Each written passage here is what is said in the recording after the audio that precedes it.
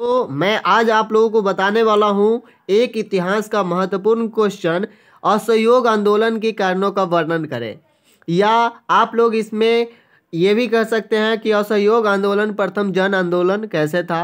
इस तरह के क्वेश्चन आते हैं एग्जाम में, तो इससे रिलेटेड जो भी इसमें बातें हैं मैं आपको बता देता हूँ। ये जो पर्सनली क्वेश्चन है वो है असहयोग आंदोलन के कारणों का वर्णन करें। ठीक है, तो यहाँ पर इसका जवाब हम लोग लिखेंगे कि असहयोग आंदोलन महात्मा गांधी के देख रेख में चलाया गया, मतलब चलाए जाने वाले प्रथम जन आंदोलन था। यानी कि जन मतलब जनता का आंदोलन था। इस आंदोलन का व्यापक जन आधार था, यानी कि इसका जो व्यापक क्या था, जन का आधार था। आधार जो बेस होता है वो कौन था, जनता था।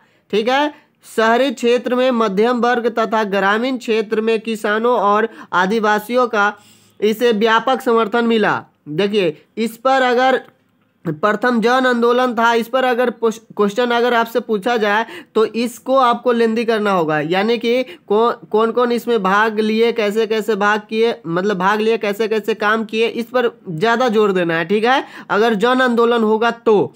अगर सिर्फ असहयोग आंदोलन के कारण अगर पूछे जाते हैं तो बस आप उनके कारण पर विशेष ध्यान देंगे। ठीक है, असहयोग आंदोलन के मुख्य कारण इस प्रकार है। तो चलिए देखते हैं कि क्या क्या कारण।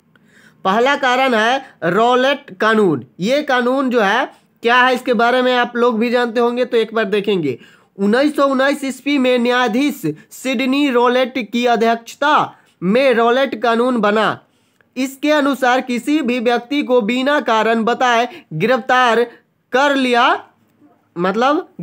कर जेल में डाला जा सकता था तथा इसके खिलाफ वह कोई भी अपील नहीं कर सकता था। आपसे ये रॉलेट पर भी क्वेश्चन पूछ सकते हैं कि रॉलेट कानून क्या है, इसके बारे में बताइए। ठीक है, और इसमें ये कारण किसका था, असहयोग आंदोलन का। इन्हीं सभी कारणों से असहयोग आंदोलन हुआ। तो इसके बारे में, और इसके पश्चात कौन सा कारण है, जलियांवाला बाग हत्याकांड। ये क्या है, तो 13 अप्रैल 1919 ईस्वी को बैसाखी मेले के अवसर पर पंजाब के जलियांवाला बाग में सरकार की दमनकारी नीति के खिलाफ लोग एकत्रित हुए थे। जनरल डायर के द्वारा वहां पर निहत्थी जनता पर गोली चलाकर हजारों लोगों की जानें ले ली गई। इसमें 1100 से कुछ मतलब समथिंग बताते हैं कि लोग थे जिनकी जानें चली गई, और कुछ बच गए होंगे एक दो, परंतु जो है, और बचे कैसे थे, तो उसमें कुछ क्या कहते हैं उसको, पहले जो इंडा होता था उसमें लोग कूद करके कुछ जान बचा लिए थे। ऐसे इसका वर्णन इसमें नहीं हम लोग कर रहे हैं।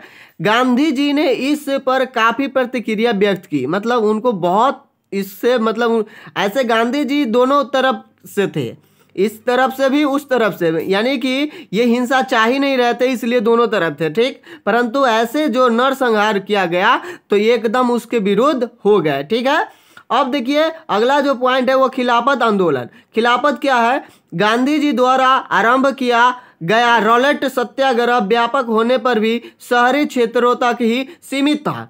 गांधी जी ने इससे भी बड़ा जन धार वाला आंदोलन चलाना चाहते थे। इसके लिए वे हिंदू मुसलमानों की एकता को आवश्यक मानते थे। इसी समय खिलाफत का मुद्दा सामने आया। गांधी जी ने इस आंदोलन को अपना समर्थन देकर हिंदू मुस्लिम एकता स्थापित करने और एक बड़ा सशक्त अंग्रेजी राज विरोधी असहयोग आंदोलन आरंभ करने का निर्णय लिया, और यह 1 अगस्त 1920 में औपचारिक रूप से शुरू हो गया। यानी कि इस आंदोलन में, ये इतनी बड़ी आंदोलन थे कि इसका कोई मतलब, इसमें बता तो रहे हैं कि इसमें जितना लोग भाग लिए थे, इतना लोग कभी भी किसी भी आंदोलन में भाग नहीं लिए थे। इसमें सब असहयोग, मतलब समझ रहे हैं ना, मतलब सहयोग सरकार को नहीं करना है अब। यानी कि जो हमारे विदेशी सरकार चल रहे थे यहाँ पर भारत में, उसको क्या करना है, सहयोग नहीं करना है, उसको असहयोग कर देना है एकदम।